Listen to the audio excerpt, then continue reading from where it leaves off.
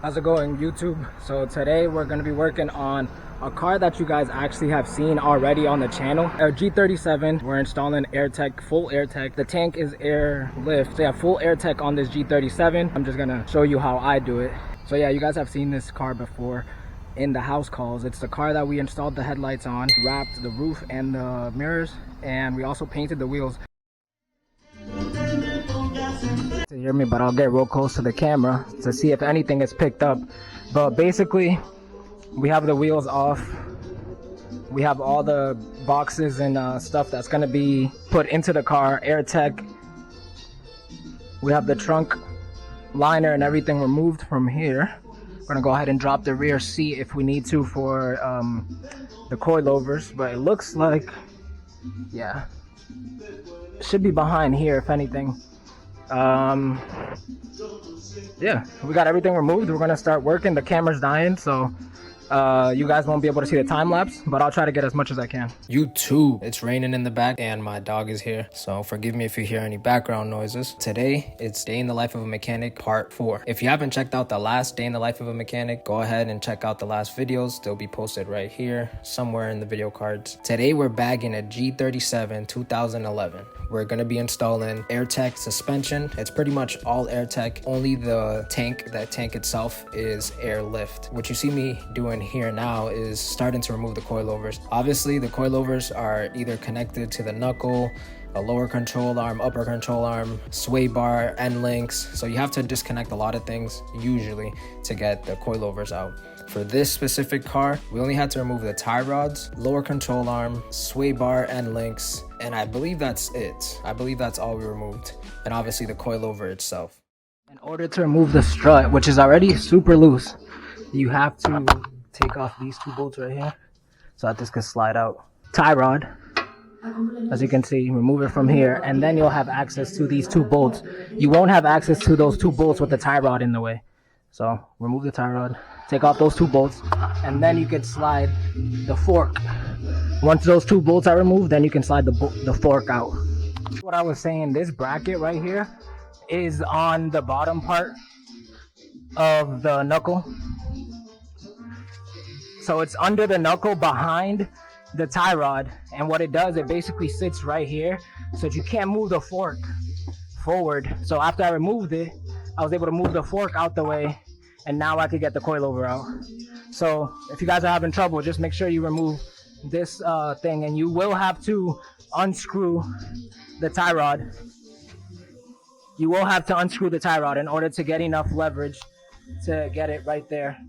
So as you can see, I had to remove a couple things. Pretty much a straightforward job. The rears were definitely interesting, straightforward like I said, but a little different from how regular suspension is usually done. The strut assembly, when the coilover or the coil is over the strut, is called the McPherson strut. But basically here in the rear, as you could see, they were separated, which a lot of cars do have separated suspension in the rears, like the newer Civics or Audis. So it's the same case here. So I removed the spring. If you've seen, I was on the phone. I called Airtekk on the phone and asked them if this is normal. They told me yes, it's normal. If you're doing air suspension on a G37 with Airtekk specifically, I'm not sure if Airlift does the same way, you would have to get rid of that rear spring and the strut, of course, and just replace the bag. Leave the lower control arm there, obviously, for structural rigidity. This is the driver's side. I'm putting the airbag in. On the bags themselves, we can actually look at that one right there. It's missing this bracket. And what this bracket is for, it holds your ABS line over here, and then this side holds the brake line. But we don't have that bracket. We are gonna just zip tie it away. If you guys are doing a G37 sedan or a 370, I spoke with Airtekk on the phone. Just get rid of the spring back here. You don't need the spring there anymore. Once you go to bags, you can remove the spring and just put the bag with the strut and bag assembly together. All I did was remove the tie rod, and then a sway bar link back here, and then that literally has the whole thing. Put some string, ultimate drift car. Huh? Put some string, ultimate drift car. Can you imagine? These headlights are clean though. I installed these. Actually, I'm almost done editing the YouTube video, so you'll see this on YouTube. See there? Hi. About it, we have to do the ballast. It was like a ballast behind it, and we had to like swap it out. This is the part that I said that I messed up. On the other side, I had to go to my boy to weld it because I over tightened it and the whole screw got stuck in there. So what we did was cut it like this. I'll show you the videos. We cut it straight down the middle and then opened it a little bit, and then that gave us just enough room to knock it out. And then once it was knocked out, we just used a separate bolt with the bolt and nut. And tightened it. Yeah, whereas you don't need the nut if it's OEM, but since we did the modifications, we had to tighten it with the thing. I'll show you that on this side.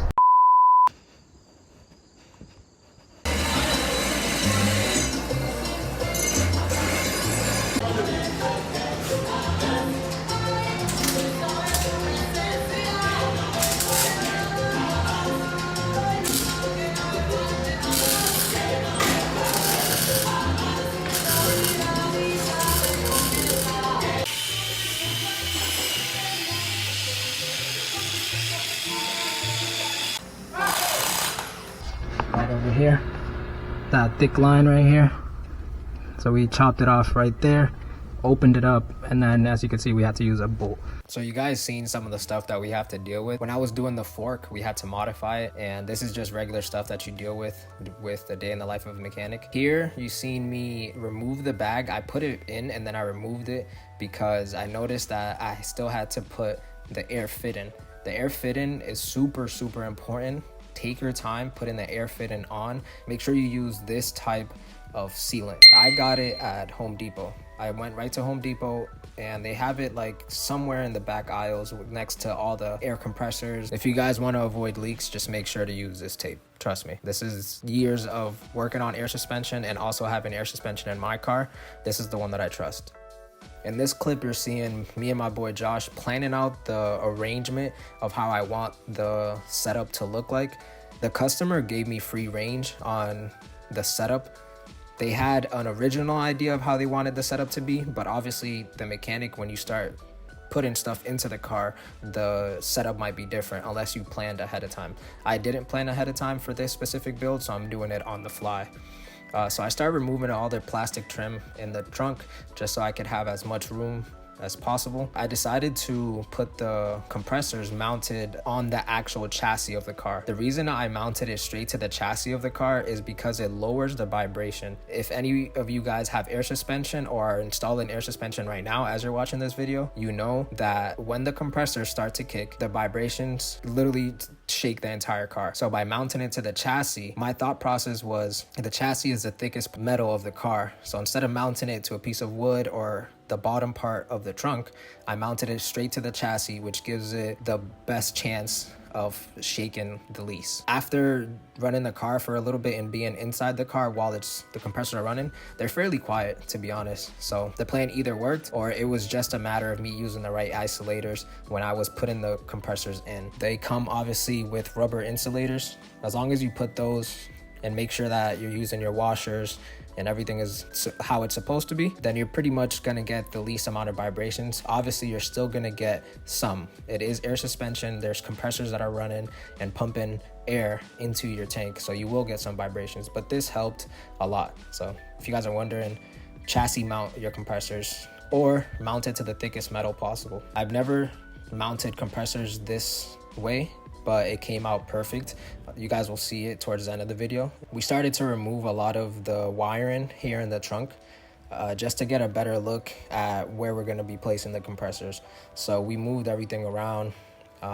We just like disconnected some of the wire looms and moved them to the side. You guys will see the final setup, but mounting the compressors here gives a lot of space in the trunk. The customer actually has the most amount of space that I've ever seen in a trunk with air suspension, the way I've mounted it. I usually go with what the customer wants me to do, and the customer usually doesn't care about having space in the trunk. They kind of know that when you have air suspension, you have to give up space in the trunk, but this one was able to be done pretty clean. Once we figured out where we wanted the compressors mounted, we used some tape, and this was my boy Josh's idea, which was a great idea. We placed the tape on the compressors themselves and poked holes where the mounting points would be. And then we took off the tape and put that tape on the actual chassis. And with it, we were able to mark exactly how far away the bolts were. So great idea, Josh. It worked out perfectly, and I'm definitely going to use that idea moving forward. At some point, whether it's now or later on in the video, you'll see me completely get inside the trunk. Again, this is typical stuff that mechanics have to do when we're working on cars. We don't always have the most space. Car engineers hate mechanics, I promise you. I'm thinking about starting a whole different series where you guys are just shown stuff that's almost impossible for a mechanic to do. The engineers hate us. The plastic trim that was removed from the trunk had to also be cut. So once we removed the plastic trim from the trunk and we were done setting up where we wanted the compressors to be, we knew we had to make an access hole on the plastic trim itself. So we did the best that we could by putting the plastic trim back into the car and seeing where it bulged out on, and depending on where it bulged out on, that's where I knew where I had to cut. So it was pretty much educated guess to get this cut, but it ended up again looking perfect. So I'm definitely going to use that trick moving forward.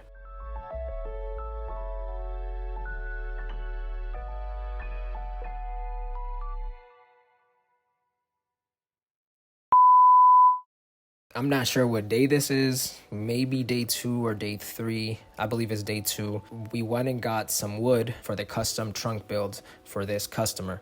So this customer requested white oak in the trunk. Later on in the video, you'll see exactly how we cut it, exactly how we planned it out. And it actually came out again perfectly, because when you plan something, the execution of it becomes so much easier. The preparation and planning, it always takes the longest. And as long as you take your time with preparation and planning, the end result is always going to be good. We also had to do some brakes.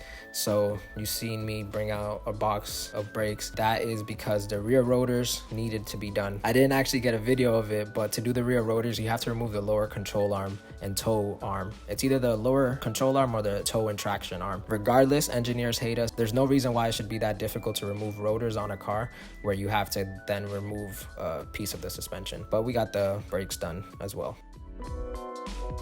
I'm used to installing Airlift, where Airlift tells you exactly where you want to put the fit-ins, exactly where you want to put the wires to, where you should fuse.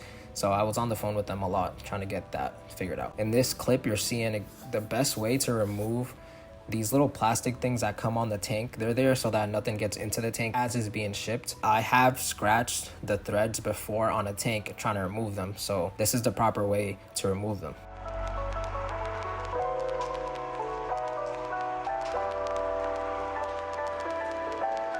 After getting on the phone with Airtekk, I pretty much used what they were telling me, plus the YouTube video, plus my own knowledge, to figure out exactly how to mount the tank and where I wanted the water trap to be, where I wanted the plugs to be, the fittings I needed to be on the actual manifold itself, the wire gauges, the fuse to use. Basically figured all that out. I started to construct the tank. So we put the water trap in, we plugged up all the fittings, and I'm basically getting all the fittings ready to be put on the air suspension. To get the fittings ready to be put on air suspension, you want to use either some type of thread sealant or thread sealant tape. I'm actually thinking about releasing a video on how to avoid all air suspension leaks. So if that's something you guys would be interested in, or if you're dealing with air suspension leaks, like the video or leave a comment down below. That's gonna let me know that you guys are interested in more videos about air suspension.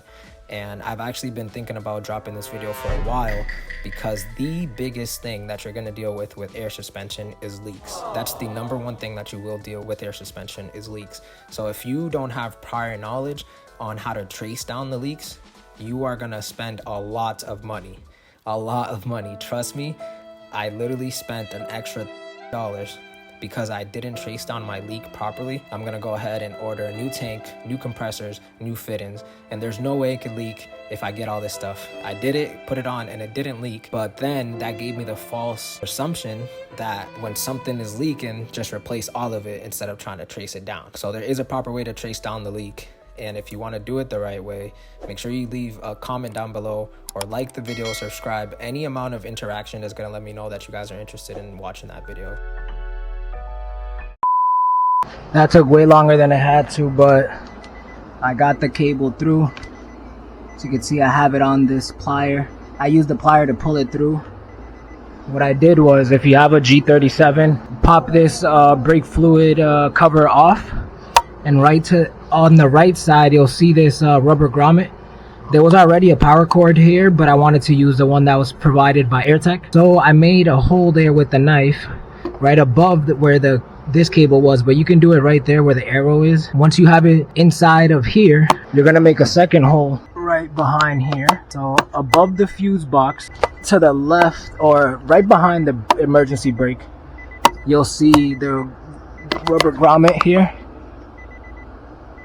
I'm pointing to it now. And then I made a hole there. Once I passed it through the other side, I grabbed it, and now I could pull it all the way through and bring it into the trunk. I'm gonna pass it through under here, in through here, and then into the trunk where the rest of our setup is at. So let's continue. Honestly, the best part, or my favorite part of doing air suspension, is the wiring. Something about wiring everything and having everything work just gives you a sense of satisfaction that you did a good job. So here I am wiring everything. And again, this was after a lot of searching online to figure out exactly where the wires are supposed to go to. You usually have a power and ground straight to the compressors, and then from there, they branch off into the compressors themselves. But specifically for this build, there was a power cable for each compressor. What I did to run the cable, as you've seen, I went through the firewall. So I explained that, but then to run the cable all the way to the back of the car, you see me here removing all the plastic trim. So I started removing all the plastic trim, which was pretty easy. They all come apart with no tools at all, just some light pressure. So all the panels came off, and once I have all the panels off, Infinities actually have a space where all the wires go through on that pillar that goes all the way back to the car, or the trunk. Infinities actually give you a lot of space to run wires, which is 10 out of 10. We love you, Infinity. Shout out to the Infinity engineers. Anyway, go ahead and remove all the plastic pieces, and you're gonna run all the power and ground, remote cables, any cables that you need to run from the front of the car to the back of the car. After you have it into the firewall, run it through the side panels into the bottom of the seat. So you will have to remove the bottom of the seat, and you might have to remove one of the side cushions, or even the rear part, like the back part of the seat. I usually remove it just to have space, and then I worry about putting everything back together later. So that's what I did here. The seat was already removed, so I could just run the wire straight through the sides of the car. When you remove the plastic trim, it makes it extremely easy. I know I've repeated that a couple times throughout the video, but just wanted to let you guys know, make your jobs easier by removing everything first and then worrying about putting it back together later. Trust me, it's gonna save way more time than you think, because if you're trying to fight a little spot where you can't get to a bolt, or you can't get the wire under something, it's gonna be extremely hard to do if you don't remove those pieces first. So I learned that the hard way a long time ago while working on cars. So I'm telling you guys now, remove anything that you have to remove in order to get the wire in. Here you see a pretty much done version of the trunk. I'm trying to here set up exactly where I want the tank to be, where I want the manifold to be. We have the compressors on, and I'm basically mocking up where I want everything to be so that I know that everything has space, because again, the wires that they give you are only a certain amount long. This next clip is Josh and I tracing out and mapping out exactly how we want the wood floor to be. So we placed some tape underneath the actual carpet itself, so that way when we trace, it's not tracing on top of the wood, and it's tracing on top of the tape.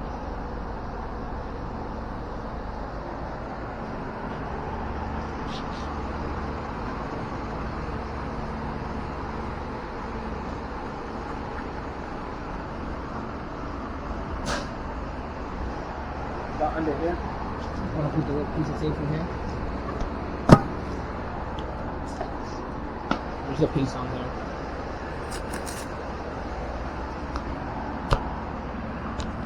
So we're placing it under like that, and then we do the line over it.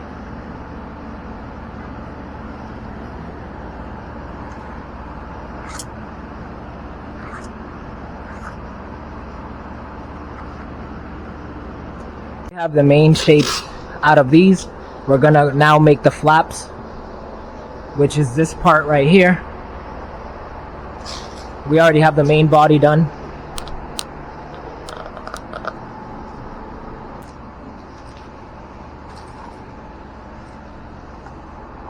Officially have the main piece right here that goes in the middle, and we have our flaps right here. This is our left flap, There's our right flap. Now we're gonna go head to the cutting room.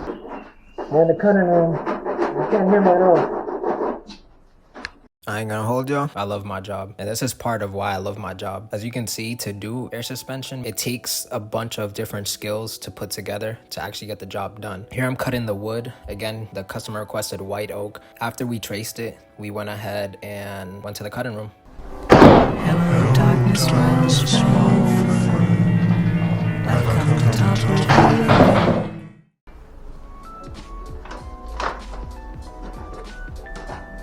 After leaving the cutting room, we pretty much put all the pieces together, set it all up in the form of how the trunk is gonna be. Since the wood snaps together, it allows the wood to stay in shape as we're moving it around. So we tested out how it would fit, and then we took it back out, and then we laid down the wood on top of the trunk liner. So the trunk already had a liner in there. Since the trunk already had a trunk liner, we screwed the wood directly on top of the liner. The reason why I decided to do it this way is, one, it overall just keeps it looking a lot cleaner because now you have a nice black background on it. The trunk liner is already a thick layer of plastic with carpet on top, and once you add the wood, it's gonna make it nice and stable so that when we put the tank and the manifold on top or anything else they decide to put in the trunk, they don't have to worry about not having enough space or anything like that. That's why I went ahead and did it this way. Bye, have a beautiful time.